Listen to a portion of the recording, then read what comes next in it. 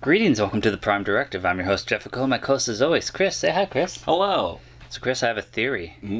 I have a theory that these Star Trek writers and producers don't even know what they're doing with the kid show, because this seems like it's too complicated for kids. Okay, yeah, It's a two-parter that expects kids to have the attention span to go that far beyond. I want to actually look up what the expected age range for this show. I feel it's supposed to be 6. 6? 6 to 8. Okay, I feel like we're going... I don't know. What was I doing when I was 6 to 8? Honestly, 6, I think... I don't want to give away a secret here, but I think Next Generation came out in 86, and I think I was watching it, Chris. I think I was watching it. I don't know. I'd say maybe like 10, starting at 10. Yeah? That's where they're going for. I know grade 6 is when I was 11, and I was definitely watching it before that. Yeah. Captain's log. Star date, I don't know. Chainwave thinks we're cadets. She told me to log whatever my crew has been up to, but there's not much to report. What do you think of this episode? Yeah, pretty good. Yeah, pretty good. Creepy Chainwave, eh? Yeah, that was actually, yes, mildly traumatizing Chainwave. I think Sean would really benefit from seeing that. Yeah, maybe. Yeah. Maybe he needs to see this.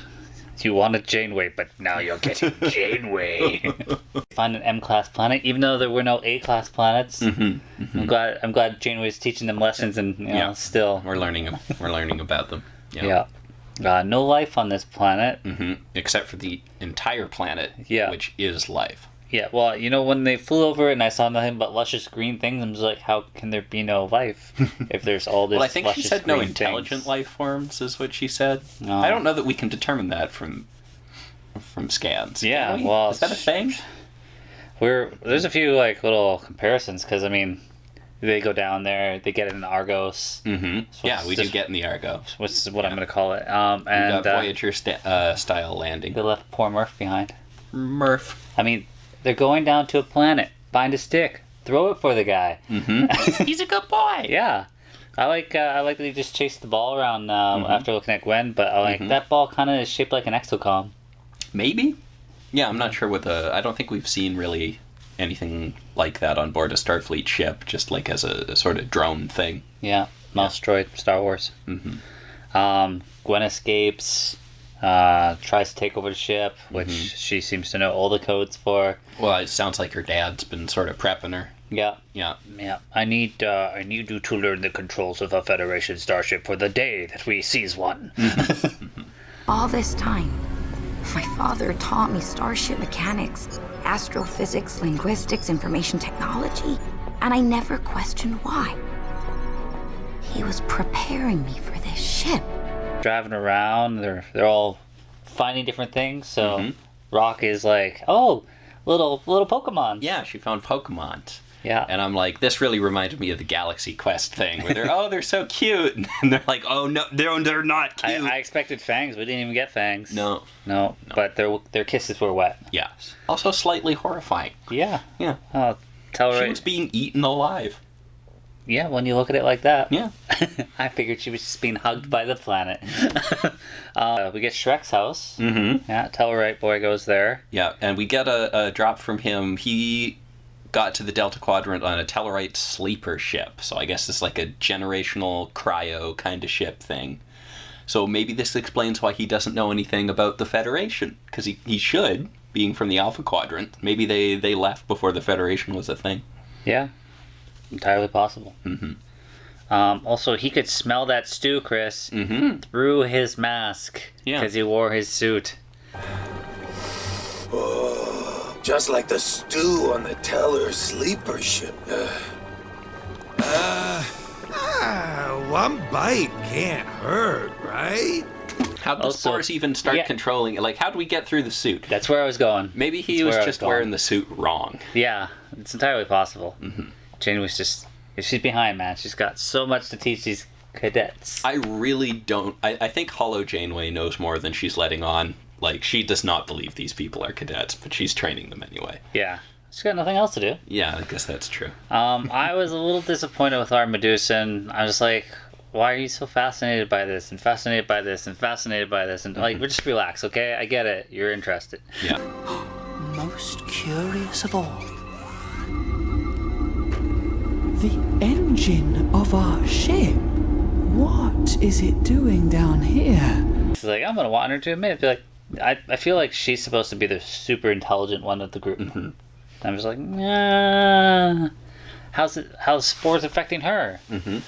She's not even human. She's got no biological. Also, not a she, Jeff. We explicitly went over this in the first episode. You know, I don't recall that at all. But I'm usually pretty tired when we do this, and female voice. True, female voice. I wonder if they casted a female actress to do it. Jeff, why do you keep saying she's a she? Because, Chris. They're non-corporeal entities. They're not constrained by your physical Then how are the concepts of spores gender. affecting her? That's actually a good point. Yep. How did the planet affect the Medusan? Yeah, well, That's weird. again, I take another shot at the writers. And then Del sees his parents. I'm just like, that's gonna be his parents. That's gonna be, totally gonna be his parents. Because you can't see their face because he doesn't remember what his parents look like. So Yeah. sad. Yeah. Yeah. You yearn to see your parents, yet you don't remember what they looked like. Can you believe this place? He figures out what's happening when we get creepy Chainwave. That was weird. I was like, you know what? That's almost more creepy than anything I saw on Voyager. Maybe. The diviner won't find you here. We can protect you, but you have to stay. Sounds like a sweet offer. Stay. Stay. Gwen's trying to take the ship off, but she can't because the vines are grabbing her. And What's worse, the diviner or the regular viner? that should be a Star Trek meme because it's cheesy. But yeah, no. And then she sees her dad down there. I'm just like, sweet, come on, planet. But like, didn't even really fool her. Like, No. I was just like, you're supposed to know. That's really sad. Also- like, I want my dad to love me, but I know he never would. Like, Also- this is bullshit. How did the spores get to Gwen when she was on the ship? No, she was off the ship cutting the vines. Nah. Yeah. Yeah. You're out of your chamber. Would you deny me the joy of seeing you alive and well?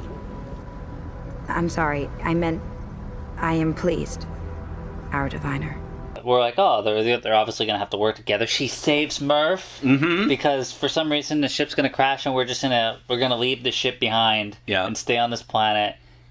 I would have just braced myself in the ship because that's my only way off this planet. I guess. What's the point of letting it crash and then having to go back to it take later? off with a shuttle. Yeah, well, the shuttle it didn't have any shuttles. It just has the one that she had partially built. I mean, I guess they built some in the interim. Why not? It doesn't have any shuttles. I know, but I guess they built some since then. No, the shuttle she went into Yeah. was the shuttle that she had built, but it was only 78% or whatever fixed, and that's why it had half of it missing. Did it have? It didn't have a pieces roof. missing? She went to go touch the roof, and the roof was like undone because she had that little fight with Rock in there. Yeah. So that's the only shuttle they have. Okay, well, and that that's looked like a complete shuttle. No, it didn't. It looked like Okay. it was missing half its part, which is also why it couldn't fly. Okay.